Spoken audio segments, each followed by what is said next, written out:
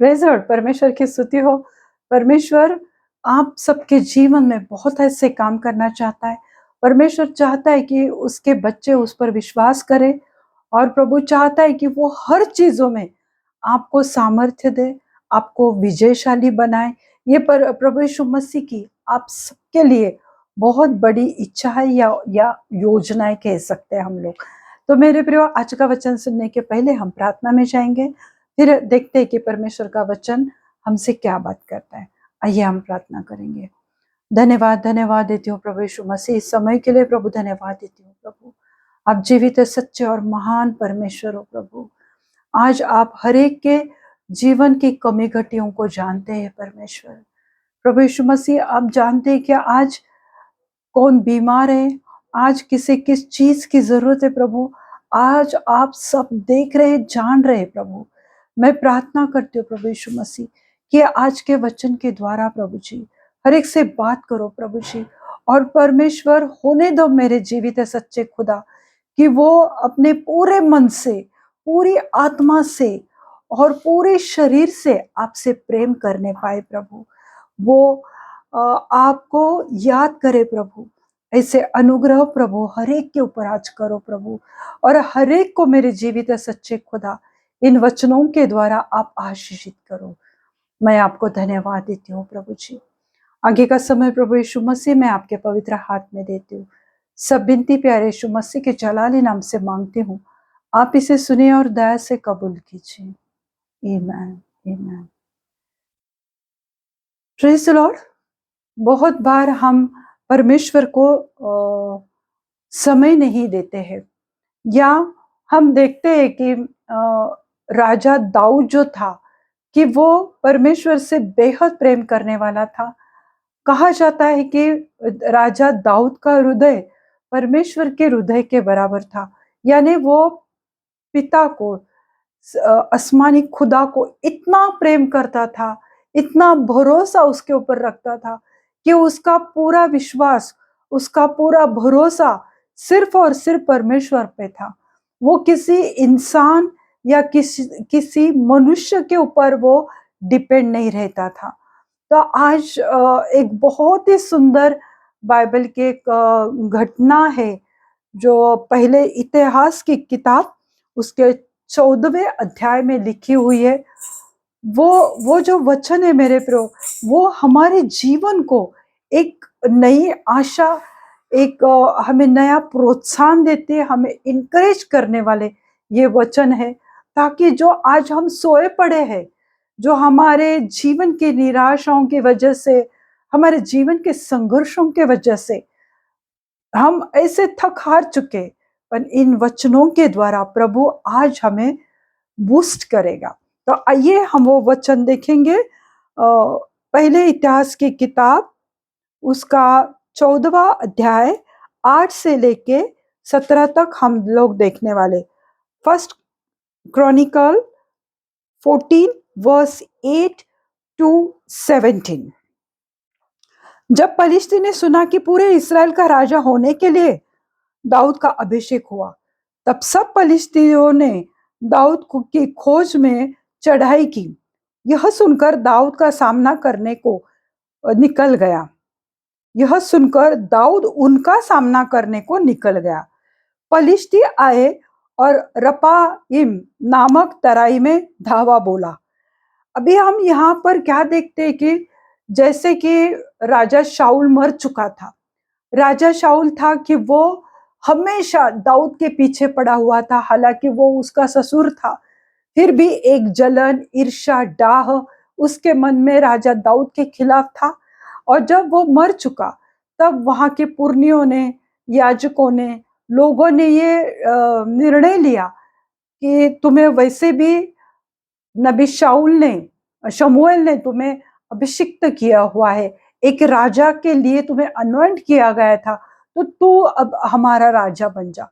जब वो राजा बन गया तो ये पलिश्ती लोगों को बर्दाश्त नहीं हुआ और वह राजा दाऊद से लड़ाई करने को आए। तो हम देखते हैं आगे का वचन 10वीं आयत में हम देखते हैं, तब दाऊद ने परमेश्वर से पूछा, क्या मैं पलिश्तियों पर चढ़ाई करूं और क्या तू उन्हें मेरे हाथ में कर देगा? यहोवा ने उससे कहा, चढ़ाई कर, क्योंकि मैं उन्हें तेरे हाथ में कर दूंगा। अभी हम यहाँ पर देखते हैं कि राजा दाऊद ने परमेश्वर से पूछा।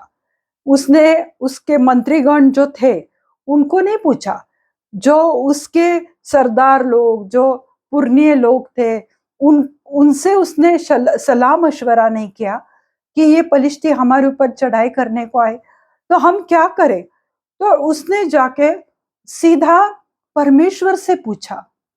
क्या आज परमेश्वर आपसे बात करता है? क्या परमेश्वर को तुम पूछते हो कि प्रभु मेरे जीवन में बहुत सारे युद्ध है प्रभु, मेरी चंगाई के लिए युद्ध करना पड़ता है प्रभु, मुझे रोज के भोजन के लिए युद्ध करना पड़ता है, मेरे घर की मुसीबतें है, संघर्ष है, मेरे बच्चे मेरी बात नहीं सुनते, माँ बाप बच्चों की बातें नहीं सुनते हैं, बहुत सारी कठिनाइयां, समस्या, करियर की समस्या, हर ये तुम्हारे जीवन के एक बड़े बड़े से युद्ध है मेरे प्रियो, जो हमें रोज उनका सामना करना पड़ता है। घर से आज ऐसे हालात है मेरे प्रियो कि घर से अगर हम बाहर निकलते हैं तो घर तक आने के लिए भी परमेश्वर के अनुग्रह की आवश्यकता है। हम कितनी बार न्यूज में देखते हैं कि लोग चलते जा रहे हैं, अचानक से कोई कार आती है, उन्हें उड़ा देते, और वो अच्छा भला चंगा इंसान जो घर से बाहर निकला था वो लौटकर घर नहीं आता है। तो आज अगर हम लौटकर घर आते तो इसमें भी परमेश्वर का अनुग्रह है। तो हमारा रोज का जीवन एक युद्ध है मेरे प्रियो। हमारे जीवन के युद्ध में हमें बहुत बार हम निर्णय नहीं ले पाते हैं कि क्या मुझे कौन सा करियर चूज करना है, क्या मुझे कौन से स्कूल में एडमिशन मेरे बच्चों के लिए लेना है। बच्चों को रहता है कि कौन सी साइड को हमें जाना है, और कंफ्यूजन रहता है, ये करे या वो करे, कुछ समझ में नहीं आता है। ये भी एक तरह का युद्ध है हमारे जीवन का, क्योंकि कंफ्यूजन की स्पिरिट शैतान हमारे अंदर डालता है, गड़बड़ी की आत्मा हम में आती है, तो हम योग्य निर्णय नहीं ले सकते। तब क्या तुम लोग शांत बैठकर परमेश्वर से बात करते हो? क्या परमेश्वर से कभी तुमने पूछा है कि प्रभु तू क्या चाहता है? मेरे जीवन के ये मुसीबतें, ये संघर्ष जिनका मैं सामना कर चुका हूं, वो सामना कर करके मैं थक चुकी हूं, मेरे प्रभु क्या तू मेरी सहायता करेगा? क्या तू क्या चाहता है? कभी हमने ये परमेश्वर से पूछा है? आज हम परमेश्वर की आवाज क्यों नहीं सुन पा रहे? क्योंकि हम परमेश्वर से प्रेम नहीं करते। अगर हम सच्चे मन से उससे प्रेम करते हैं तो हम उसके सम्मुख आकर बैठेंगे, हम उससे बात करेंगे। हम क्या करते, बहुत बार बाइबल खोलते और वहां पे वचन आता है कि पाप का दंड तो मृत्यु है, तो हम तुरंत पन्ना पलट देते हैं। फिर और एक वचन आता है कि तू सर्वशक्तिमान है, सर्वशक्तिमान की छाया में तू रहा है, तो हम खुश हो जाते हैं, अरे ये वचन आज मेरे लिए। पर पहले परमेश्वर ने क्या बोला था कि पाप का दंड तो मृत्यु है। हम उन वचनों को इग्नोर करते और अपने सहूलियत के हिसाब से हम दूसरे वचन को चूज करते। हाँ, प्रभु ने कहा है कि तू धर्मी है, तू ये है, तू वो है। हम परमेश्वर की आवाज को पहचान नहीं पाते। और दाऊद के साथ परमेश्वर क्यों बात कर रहा था? क्योंकि दाऊद परमेश्वर से प्रेम करता था। जब हम परमेश्वर से सच्चे मन से प्रेम करते हैं तब हम उसकी आवाज को सुन पाते हैं मेरे प्रियो। और इसने सलाह मशवरा लोगों से नहीं किया, किसी प्रॉफिट के पास नहीं गया, पर वो परमेश्वर के उपस्थिति में गया। उसने जब सुना कि फलिश्ती लोग अभी युद्ध करने आ रहे हैं तो उसने परमेश्वर से पूछा, क्या मैं युद्ध करने जाऊं? क्या तू उसमें विजय दे सकता है? परमेश्वर ने कहा कि तू जा और तू विजयी होगा। हालेलुया। क्या मैं पलिश्ती पर चढ़ाई करूं और क्या तू उन्हें मेरे हाथ में कर देगा?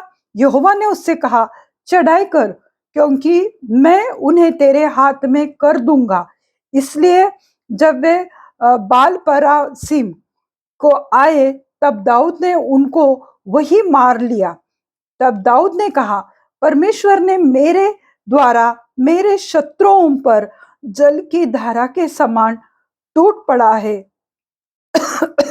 इस कारण उस स्थान का नाम बाल परासिम रखा गया। जब परमेश्वर की, देखो, दाऊद ने परमेश्वर से पूछा, उसने इंतजार किया परमेश्वर के जवाब का। जब उसको परमेश्वर का जवाब मिला और परमेश्वर की इच्छा को उसने माना, जो परमेश्वर की आज्ञा थी उसका उसने पालन किया, और परमेश्वर ने उसको उन सब शत्रुओं से उसे छुटकारा दिया, और उनको इतना मारा कि जैसे पानी की लहरें, यहाँ पर लिखा हुआ है जल की धारा। जल की धारा यानी जब हम डैम में जाते हैं ना, जब किसी डैम पर जाते तो पानी की लहरें या धारा इतनी फोर्स से वहां पर बहती है कि उसमें कोई भी आता है तो टिक नहीं पाता है। उसी रीति से परमेश्वर ने दाऊद के शत्रुओं को उसके हाथ में दिया, और उसने उनको इतना मारा और भगा दिया वहां से। हालेलुया। उसने परमेश्वर की आवाज को जाना, उसने परमेश्वर से मशवरा लिया, और प्रभु ने उसके हृदय को देखा और उसको विजय दिलाया।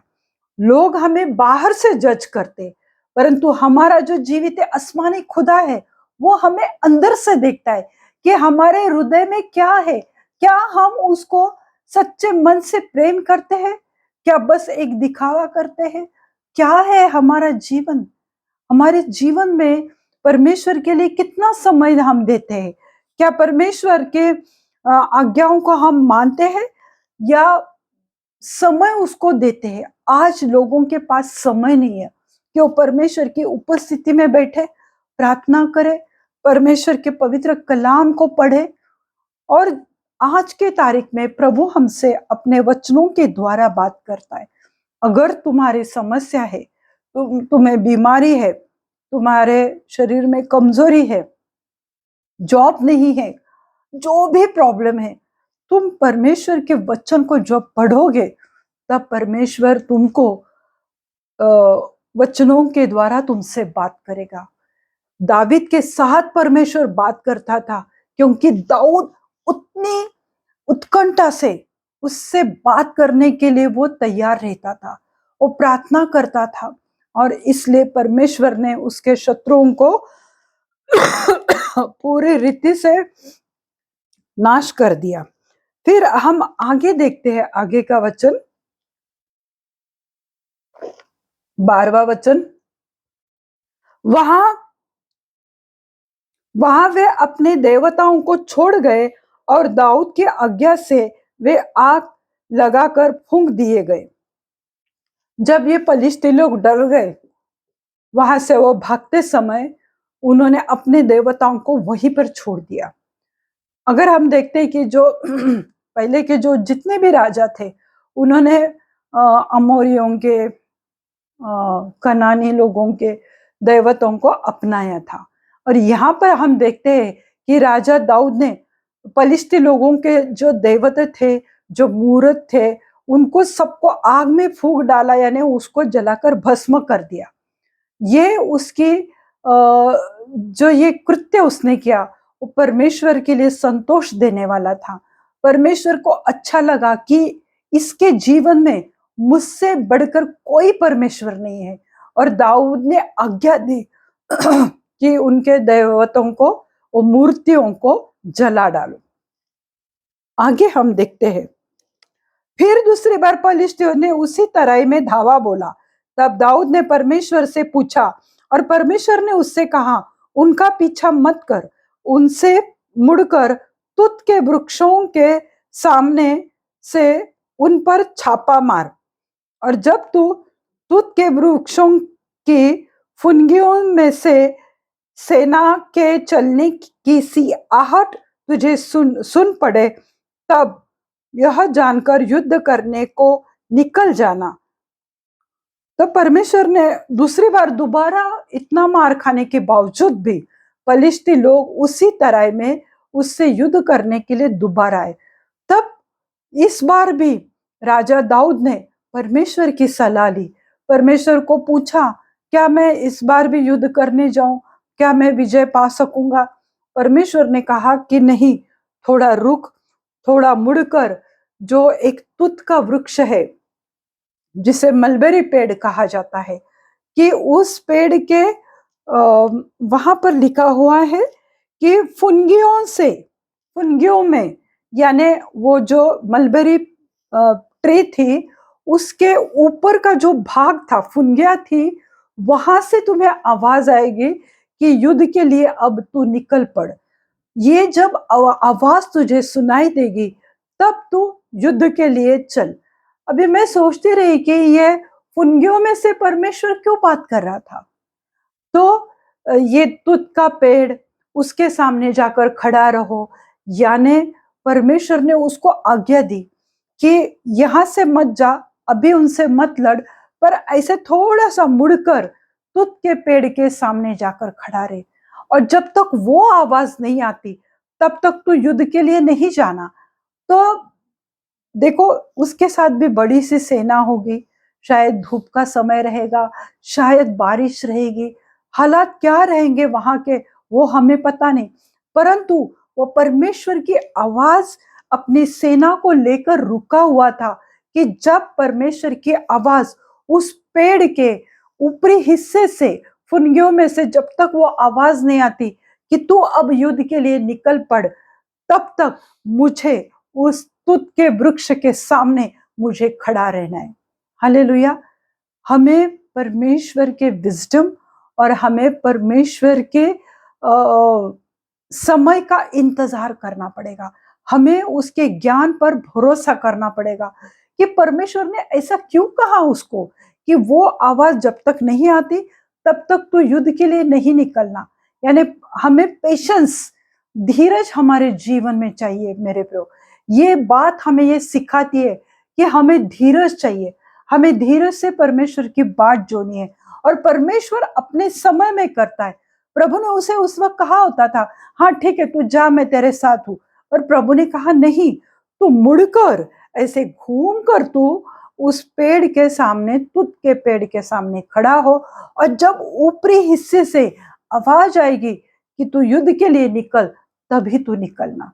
इसमें हमें क्या दिखाई देता है कि परमेश्वर देख रहा था उसको कि क्या इसमें पेशेंस है, क्या इसमें धीरज है, कि वो मेरे मेरे वाणी की, मेरे आवाज सुनने के लिए वो इंतजार कर रहा है।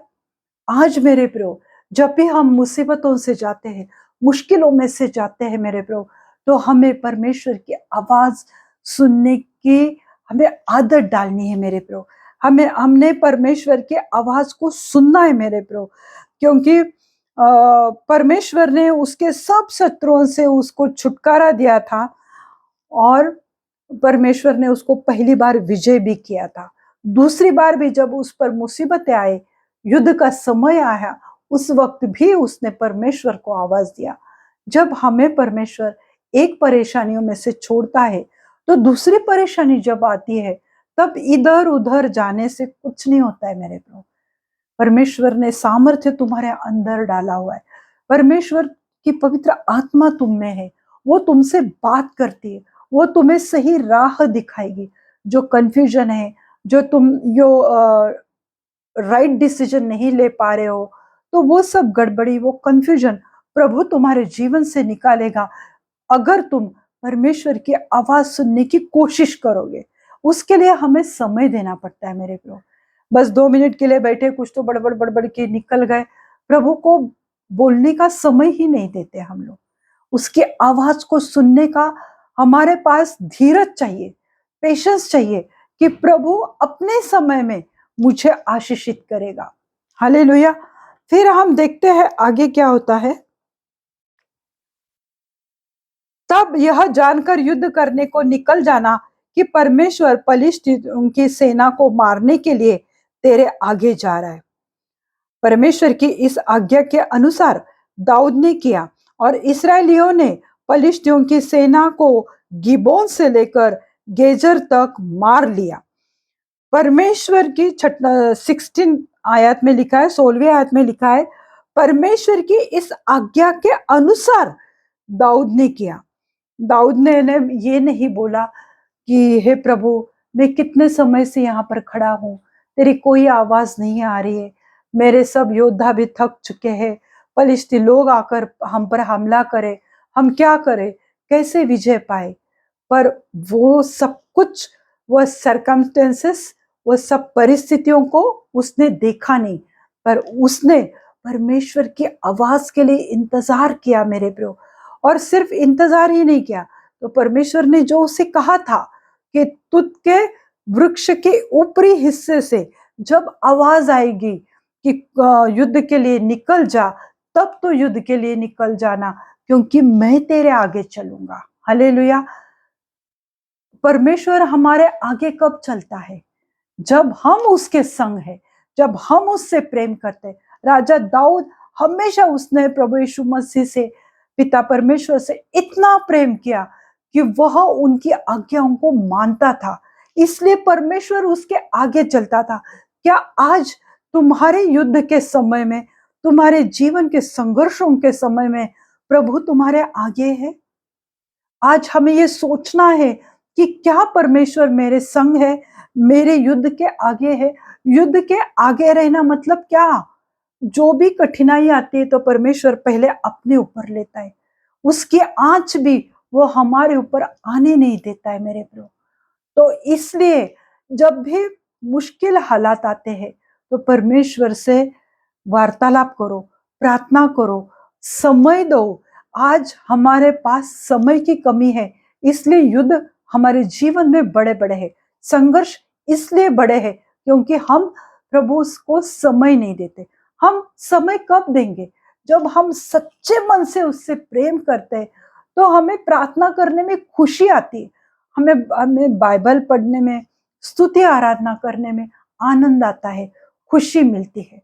और जब राजा दाऊद ने परमेश्वर की आज्ञाओं को मारा, तब परमेश्वर ने उसको उस युद्ध में विजय दिया।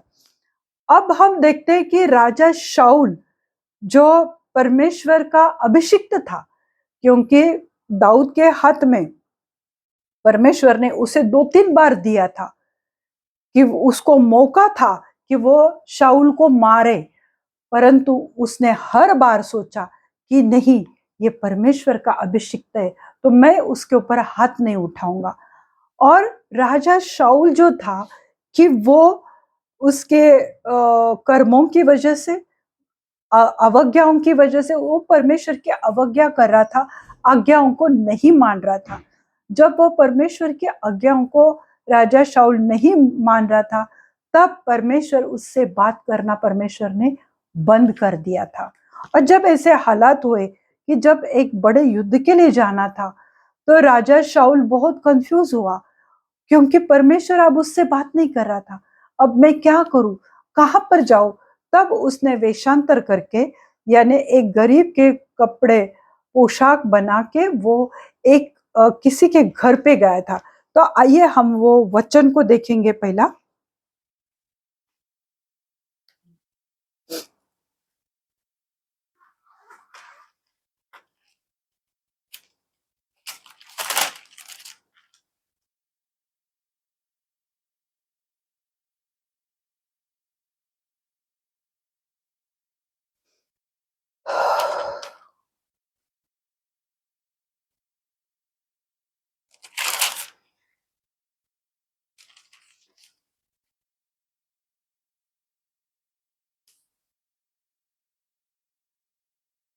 हम पहले इतिहास में ही देखेंगे।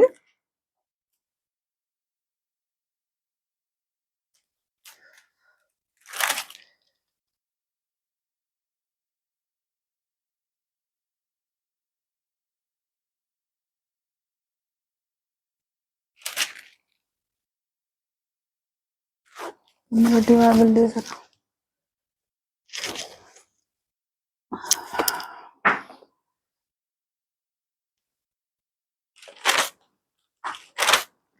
हम 10वें अध्याय, पहले इतिहास उसका 10वां अध्याय 13 और 14 आयत हम देखेंगे। पहले इतिहास उसका दूसरा अध्याय, 10वां अध्याय 13 से 14 आयत हम देखेंगे। पहले इतिहास 1 क्रॉनिकल 10 वर्स 13 to 14।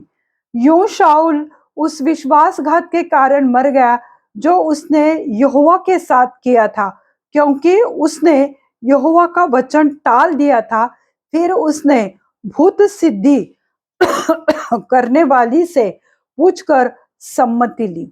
जब परमेश्वर उससे बात नहीं कर रहा था, तब राजा शाऊल ने क्या किया कि एक भूत सिद्धि करने वाली किसी तांत्रिक या मांत्रिक की सलाह उसने ली।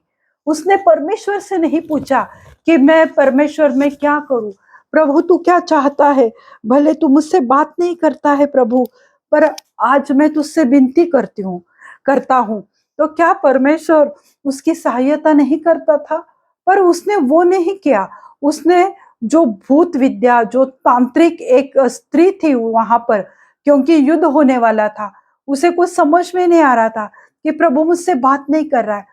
तो जब समझ में नहीं आता तो वो एक भूत तांत्रिक विद्या करने वाली एक लेडीज के पास वहां पर गया और उससे उसने पूछकर सम्मति ली कि क्या मैं युद्ध पर जाऊं। उसने यहोवा से पूछा था, इसलिए उसने यहोवा से न पूछा था, इसलिए यहोवा ने उसे मारकर राज्य को ईशे के पुत्र दाऊद को दे दिया। शाऊल के विश्वासघात के कारण वो मर गया। शाऊल परमेश्वर से उसने विश्वासघात किया, अवज्ञा की और परमेश्वर के बातों को नहीं माना। उसे जो चाहा उसने किया, इसलिए परमेश्वर ने उसको मार डाला। उस युद्ध में वह सफल नहीं हो पाया मेरे प्रियो। और एक भूत विद्या, तांत्रिक विद्या करने वाली किसी औरत का उसने सहारा लिया। और उस औरत ने क्या किया पता है आपको?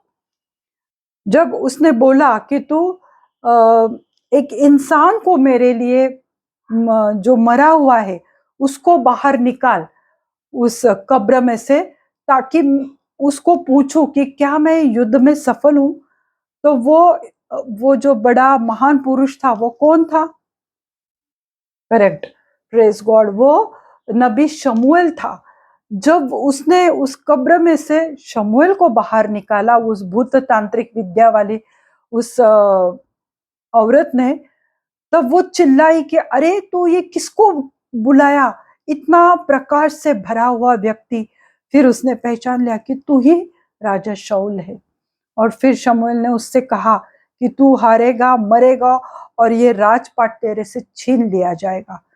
तो ऐसा नहीं होता है मेरे प्रियो, ऐसा नहीं होता है। हमें परमेश्वर की संगति में बैठना पड़ता है, हमें परमेश्वर से पूछना पड़ता है, हमें परमेश्वर को समय देना पड़ता है। और इतना ही नहीं, पर हमें आज्ञाओं का पालन करना पड़ता है मेरे प्रियो। जब राजा दाऊद ने परमेश्वर की दोनों बार आज्ञाओं का पालन किया और दोनों बार उसने मुसीबतों में, युद्ध के समय में उसने परमेश्वर की सलाह ली मेरे प्रियो। आगे हम देखते हैं लास्ट आयत, 1 क्रॉनिकल 14:17। तब दाऊद की कीर्ति सब देशों में फैल गई और यहोवा के सब जातियों के मन में उसका भय भर दिया। यहोवा ये पिता परमेश्वर तुम्हारे लिए करेगा कि जो लोग आज तुम्हें नीचा दिखा रहे, प्रभु उनके सामने तुम्हें ऊंचाई में खड़ा करेगा और वो लोग तुमसे डरेंगे। क्योंकि दाऊद से वो पलिश्ती लोग या हर देश देश के लोगों पर परमेश्वर ने उसे विजय दिया था और हर राष्ट्र के लोग उससे डरने लगे थे। क्यों? क्योंकि वो बड़ा योद्धा था इसलिए नहीं, उन लोगों ने जान लिया था कि उसका जो सच्चा खुदा है वो उसके संग है, उसका खुदा उसके संग है। सिर्फ संग ही नहीं है, पर वो उसके आगे चलता है, उसको विजय देता है, उसे हर हानि से, हर मुश्किल से, हर मुसीबतों से उसे वो छुटकारा देता है, उसकी रक्षा करता है, उसे विजय देता है मेरे प्रियो। अगर हम परमेश्वर को प्रथम स्थान हमारे जीवन में देंगे, हमारे मुसीबतों में, हमारे बीमारियों में, हमारे कर्जों में, हमारे गरीबी के श्राप में, वो हमें छुटकारा देगा, वो हमारी सहायता करेगा। और जो लोग आज तुम्हारे नाम धराई कर रहे, तुम्हें नाम रख रहे परमेश्वर उन्हीं लोगों के सामने तुम्हें खड़ा करेगा, तुम्हें आशीषित करेगा, हर उत्तम चीजों से वो तुम्हें नवाजेगा। और हर लोग, तुम्हारे रिश्तेदार रहने दो, तुम्हारे कलीसिया के लोग, तो जहां पर तुम रहते हैं उस सोसाइटी के लोग, सब लोगों के सामने प्रभु तुम्हें ऊंचाई पर बिठाएगा।